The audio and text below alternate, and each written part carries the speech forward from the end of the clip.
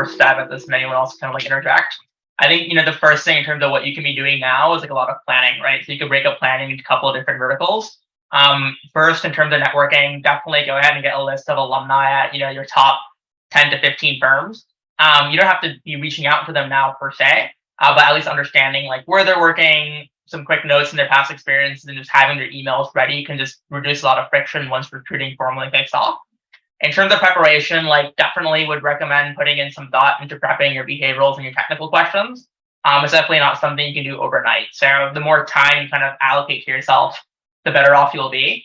I think when thinking about behavioral and technical preparation, it's more than just, writing out responses on a document or reading a couple of guides. You also need a mock interview.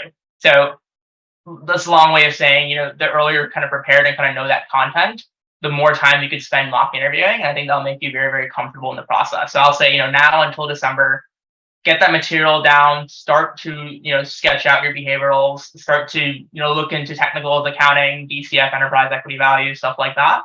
And then going to January and February, you could start ramping up on your more advanced technicals, think LBO merger models, really begin to refine your behaviorals. I think around January, February is when you should start networking. I think each school's alumni has like a different approach to networking.